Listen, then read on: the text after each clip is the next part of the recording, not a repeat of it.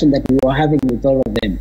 So one, as a country, we've been investing heavily in connectivity, in broadband across the country. All counties have fiber. We have about 5 international cables. And recently, the president already announced that the government has approved the Google Loon, or that alphabet company. We're going to have balloons that will give now 100% 4G coverage in the country. We've, through Telecom, they've been testing with the loan people this connectivity. They've actually seen it working very well in Kitui, in Kirinyaga, and in Maralal. And they plan now on the 28th of this month, we're going to have 21 extra balloons that will compensate for the current 4 that are in the country. Once they land, we expect a lot more coverage. These are even newer versions, and that will ensure we have a lot more connectivity. And hopefully, in another 60 days or so, where even more than 40 balloons will come, with the 100% coverage, our challenge is going to be now, where do we get devices? We hope that the cost of the broadband will not go up. It's actually going to be affordable for everybody.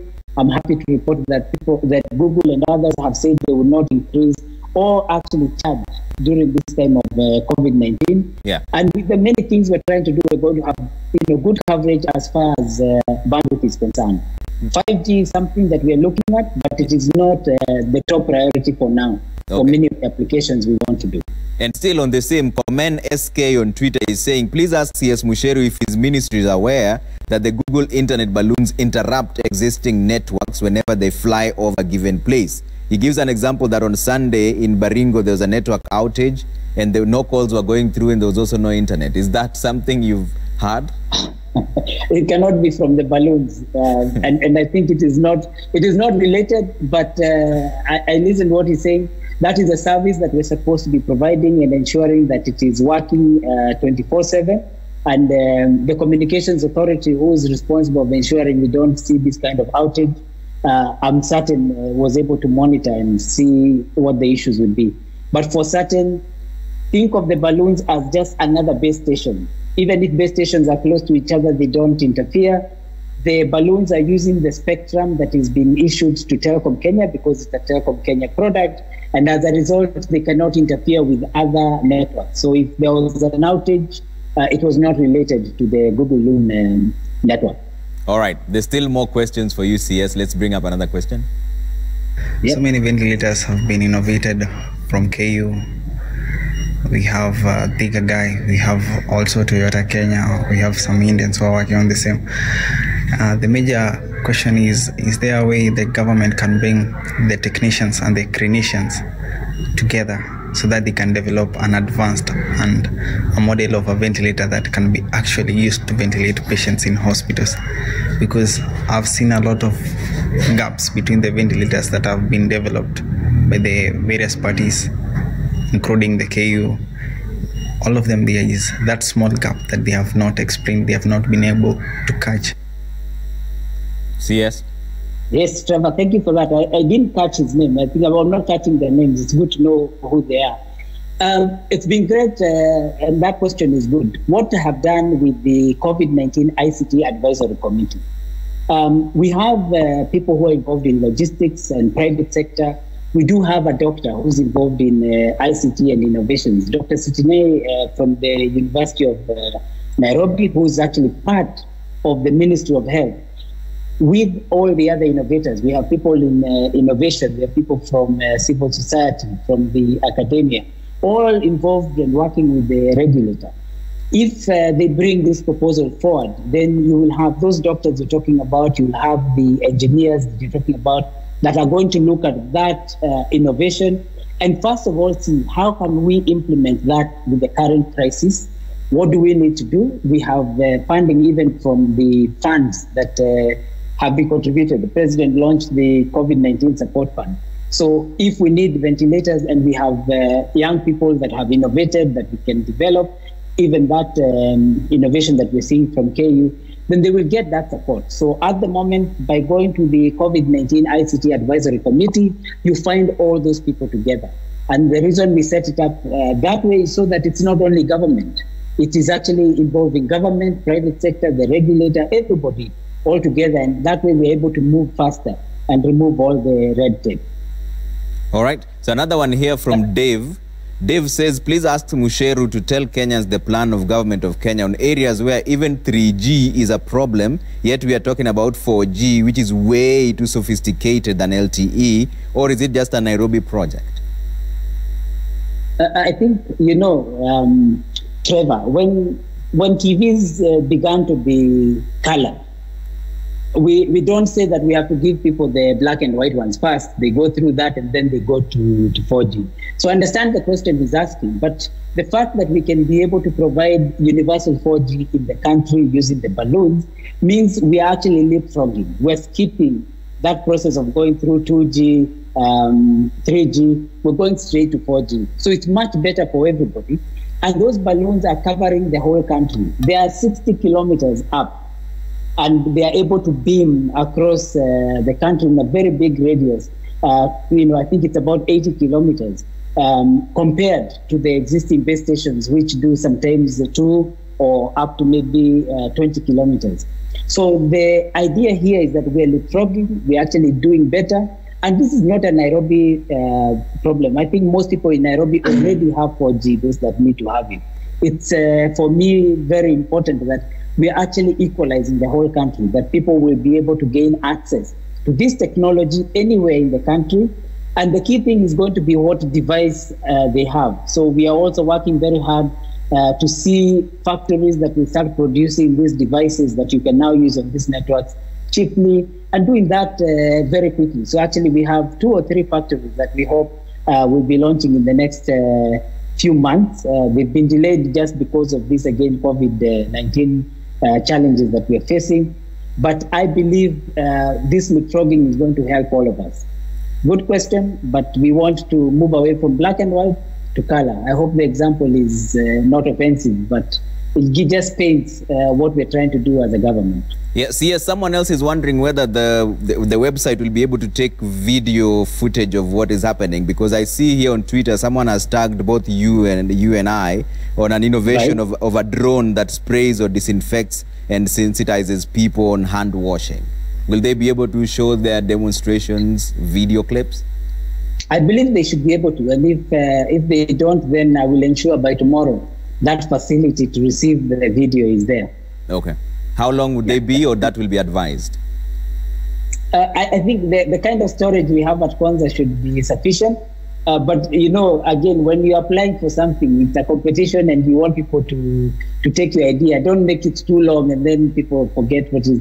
If it's a drone and it's actually being able to spray different areas, then definitely, you know, just do a short version. Okay. 3-4 minutes, you know, would be good enough. Okay. And maybe I can say at this stage, we've already been talking with the KCAA. This is the Kenya Civil Aviation Authority and the Ministry of Transport. We hope in the next few days or so, we can actually get approval for drones to fly in the country. And especially, you know, there are people who want to spray, you know, the cities and so on, the towns. But at the same time, as you put up drones, we also want to still give work to young people. So we're going to find a middle ground on this one. All right. Let's bring up another question for the CS. So people are going to submit in their ideas and innovations. Some may be picked, some may not. So what measures have been put in place to actually ensure that the work of these innovators is actually protected, so that we don't get to hear complaints later on that my work was used without my consent, or rather my idea was stolen? Very good question. Very good question. One of the challenges we have is that we don't have a monopoly on ideas. And you will find that very many people may come up with similar ideas, and then you find someone saying, oh, that idea is mine, so and so did this. So what we do is, especially with the way we structured the white box, you bring your idea, we then give you the people that will work with you on how to first protect the idea, even before you tell us this is the idea. The difference between when you bring an idea and you want us to work with you for commercialization, and when you've come into a competition, is that in a competition, you're saying, here is the idea, this is what I want. You know what the end game will be. If you want to protect it, then you take time, protect it, and then bring it. But as government, we are assuring you, we will not take that idea and implement it without you. But the best way to do this is you must get your legal advice. KIPI, this is the IP company institution. They will provide the information, the support, and actually even give a patent if needed. The only challenge is that most of these are usually ideas. It's not an implementation of something. And if they cannot go through the patenting process, then they could be a challenge. So I think let it take time first. Make sure you really thoroughly analyze your idea, present it through the KIPI process with your lawyers, and then present it to government. Our aim is never to take any of these ideas. We want to grow what we are calling the Silicon Savannah. We want many innovations, and as I said, which we can list at the Securities Exchange so that people can actually create and generate wealth. That is where we will benefit. So they should not fear too much about that the ideas will be stolen. We have put structures in place that will give them that confidence. And if they don't feel confident, they should not share the ideas until they have that confidence. Okay. Let's bring up another question for CS. A lot of youth innovators right now are disillusioned for the fact that we've been presenting our ideas over and over, even in front of the CS. For example, the Innovation Week, Nairobi Innovation Week, and we don't see a lot of government taking up the solution. CS? Yeah, so we don't take all the solutions. And as I said, initially, we want the private sector to be the one that drives most of this. I would say that at the White Box, we already have over 640 innovations that we are reviewing. And out of those, we have about 48 that are credible and solid that we are looking at how to fund and move forward. We're in the process of actually going through now that process of funding before the COVID-19 came in. But our intention is that they are going to be part of the Silicon Savannah story that we're building.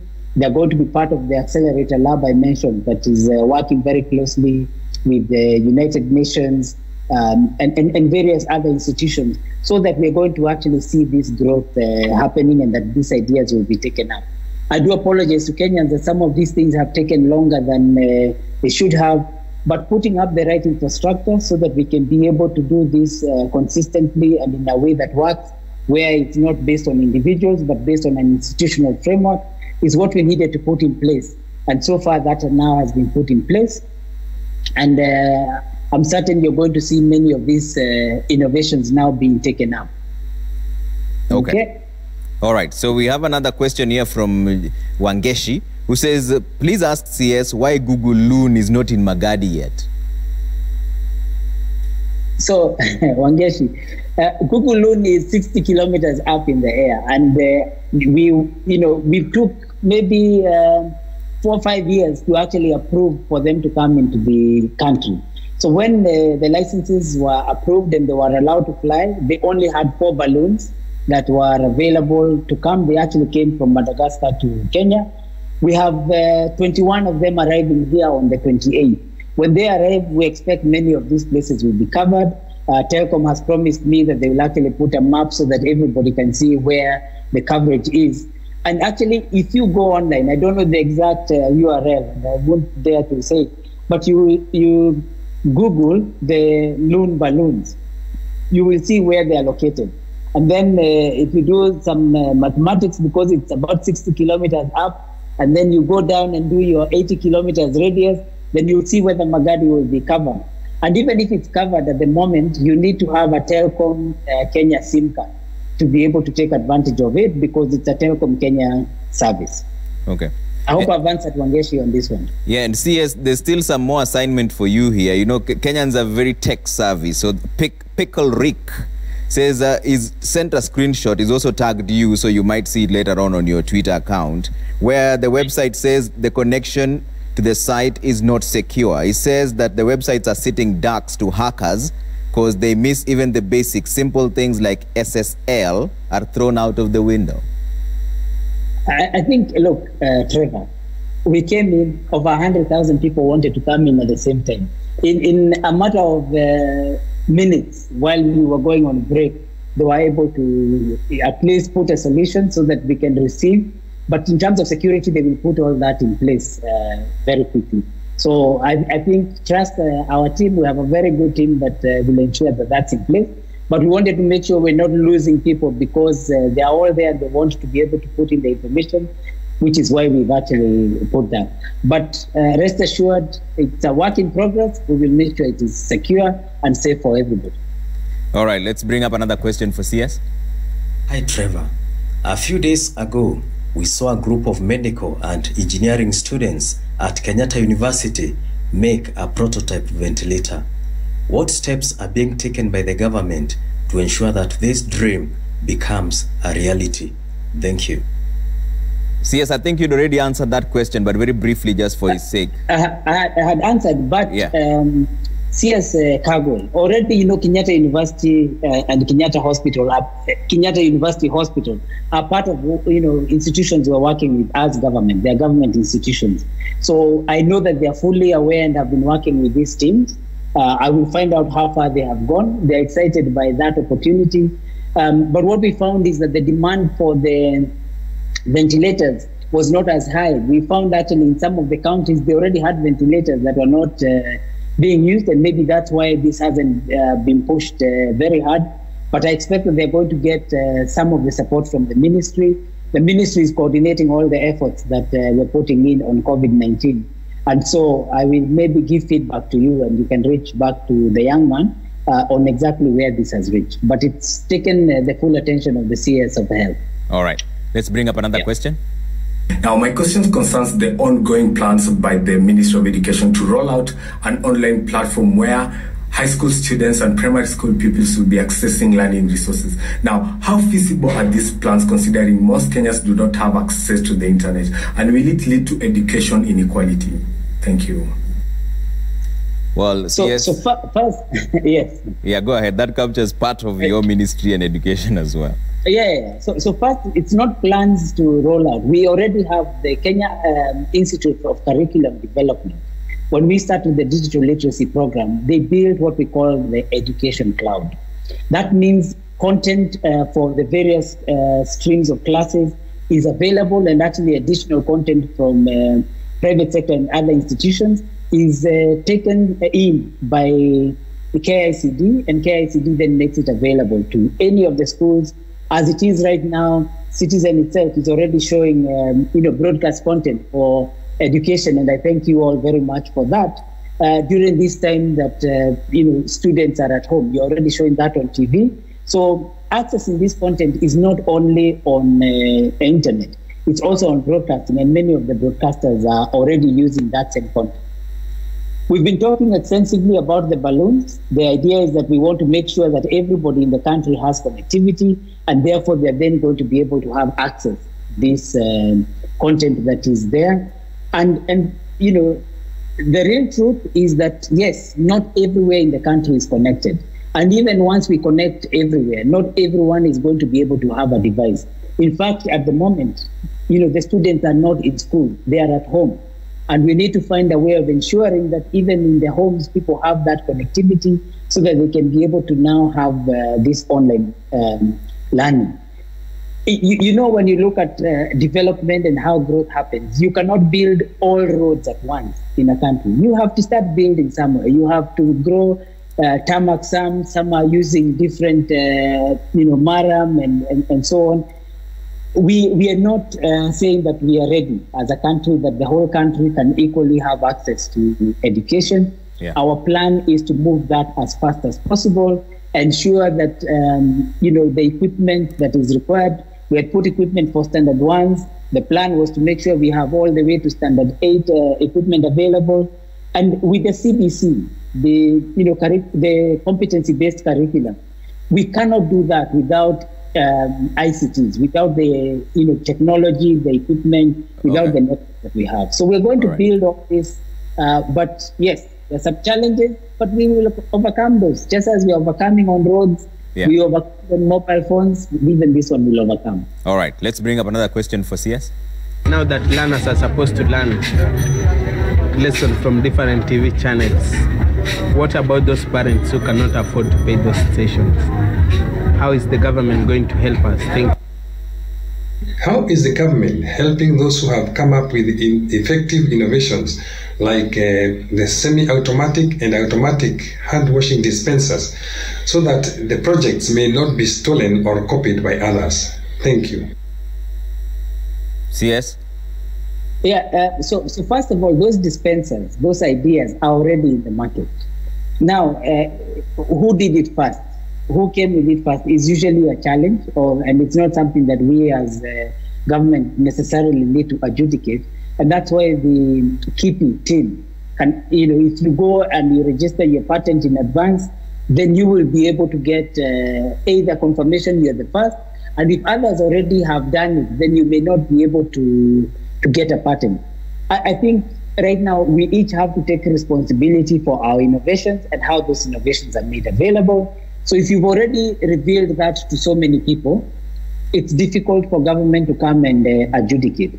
But we want to support all the innovations and the young people that are working on this. I'm happy that Governor Wairia has already taken up the one that has been done in Murang'a. And we expect that we're going to see many more people supporting the innovations coming out of either the counties or nationally, so that we can be able to, as a country, grow the IP.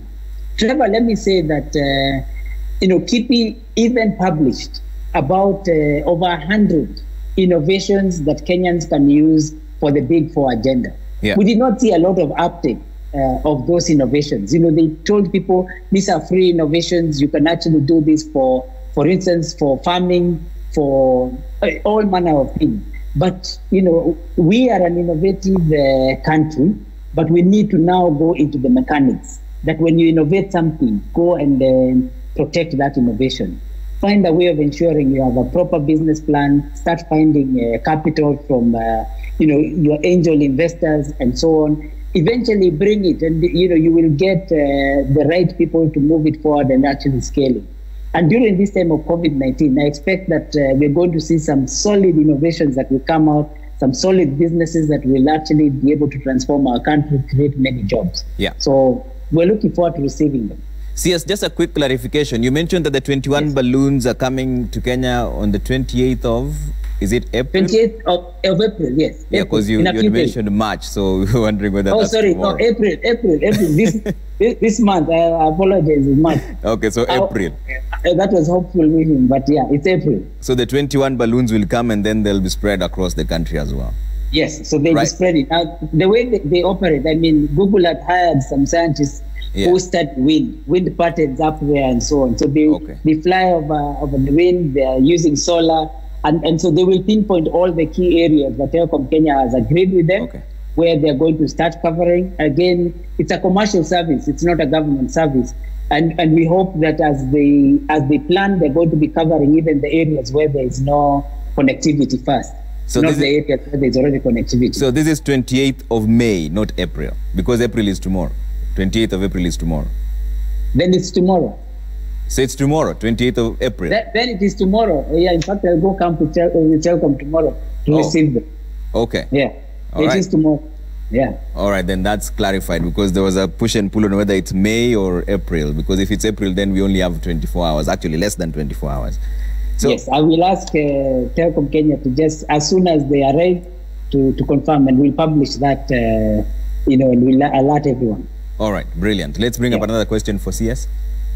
Can they come up with a way through technology that they can use to prioritize the use and allocation of available resources during this period? Secondly, like in the case where Kenyatta University students came up with its make of ventilators, how is the government taking initiative to support these students in their innovations? Every time I tell people that I'm doing crochet shoes, people don't take me serious because they think that it is something anybody can do, and I think crochet is associated with some sort of low class. So by the time anybody finds out that I'm doing such nice shoes, that's when they put some seriousness in it. So that when you are applying even for funding, people will push you aside because they don't see anything extraordinary in your work, or they don't give you a chance to display your work, especially those of us who are in rural setups. What are you going to do for us? CS? So first, I'm not sure the technology there, but I can see the design, the innovation in it, which is absolutely amazing. Those shoes actually look good. What we can do for her, one, is that she needs an online presence so that people can actually see those shoes, so that it's marketed, people can actually buy and ensure that they get the support that they need. For her, I will ensure that we create for her an online store. So if you get me her contacts or you give her my contact, we will ensure that she gets a store where she can begin to market her product so that people know that they're there, that they are serious. And I think I will buy a pair for my family. Some people just, they look amazing. All right. Thanks. We'll hold you up to that, CS. So let's pick up another question. No problem. No problem. I mean what I say. All right. Let's bring up another question for CS. Hello, Bana CS. My name is Simon from Riru. And my question to you is, recently, youth services were transferred to your ministry.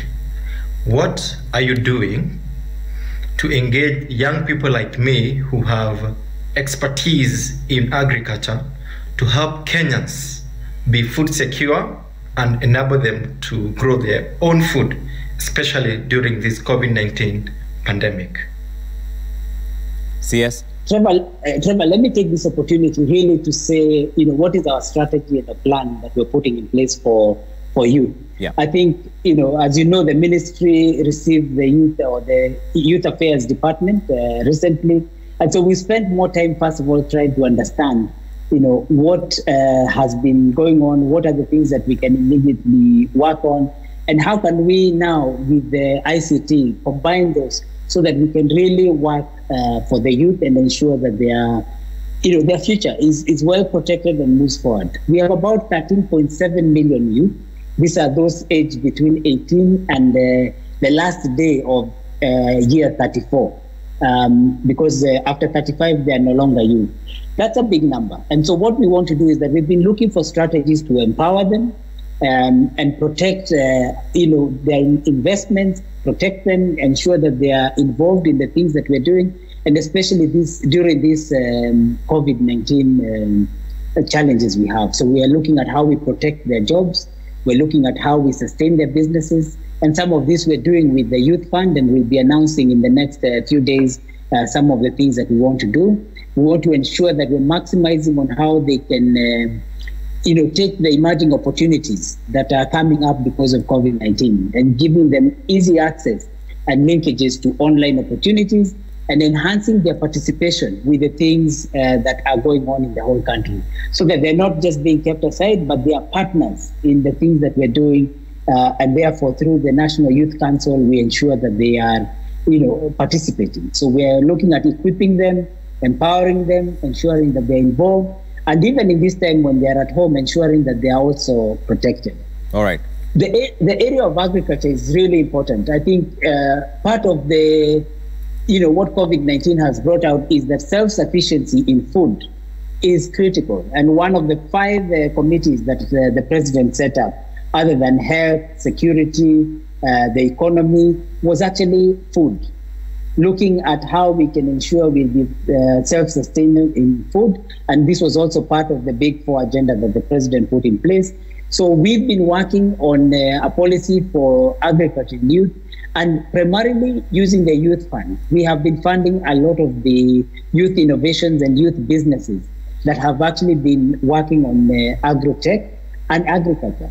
And that is one of the areas we're looking at investing in the next few days in terms of just supporting businesses of the young people. Most of those that already applied to the Youth Fund, we have their details, and we will come and give them support so that, one, their businesses can continue and the jobs that they've created can continue to be there. So those are the things we're currently doing. All right, CS, we are really pressed for time, so I'll give you a chance for closing remarks. To all those who are watching now and they're wondering about the Innovation Challenge, what is your final word to the youth also who are depending on you to ensure that their voice is heard in high levels when you're holding your cabinet meetings? What is your commitment to them today? First commitment is that I will fight for them, and I am fighting for them, and I'm taking that from our president. In fact, there's no time he's not focused on what we're doing for the youth. The youth are 70% of this country. So this country is basically youth. And we want to make sure that we're leveraging the technologies that we have, we're leveraging all the experience that we have across government to be able to provide for our youth. If we don't take care of our youth, we're not taking care of our future. And they're the ones that will be able to take us forward in the next phase. We are an honest government. We want to make a difference. We want to make a change. And that's at the top. The president's commitment in this defense and protection and growth of our youth is clear. And because that is what we want to do, we want youth to come as partners.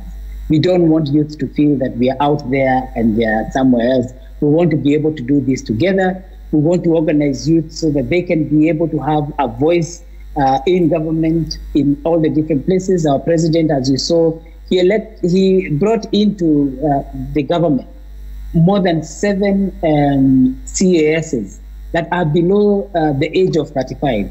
And they are actually playing a significant role. I have 2 of those CASs in my ministry. You've seen even in the Ministry of Health and so on, Ministry of Education. So we have youth already getting engaged, but we want that engagement to be more. We want them to be part of the economic development in the country. We want them to be part of the solution. If we want to be able to provide online lessons for the whole country, the youth are the ones that will be able to do that for us. If we want to be able to ensure we are exporting talent through our digital platforms to the rest of the world, they are the ones that have actually those skills and talents. So our plan is to partner and work with them and assure the commitment of the government and the president in ensuring that they are fairly treated and that they will receive what is rightfully theirs and contribute fully. Asante sana. CS ICT Innovations and Youth Affairs, CS Joe Mucheru, thank you so much for speaking to us this evening, and we'll bring you the shoes you promised to buy. Asante sana for making time. Asante and God bless. All right, and that's where we leave Monday Report tonight. Thank you so much for watching. These are the numbers, like we mentioned: 363 cases, 8 new cases today, 3 in Nairobi, 4 in Mombasa, 1 in Kwale. There's several recoveries as well, like we mentioned earlier on. 14 deaths, 114 recovered, 8 more were discharged today. Stay safe, stay clean, and I assure you, ladies and gentlemen, we will win this war against COVID-19, but only if we work together. My name is Trevor Mbija. Special thanks to Wilson Mushora, who's wearing the same shirt as mine. How do you say thank you in sign language, Wilson? Mwah.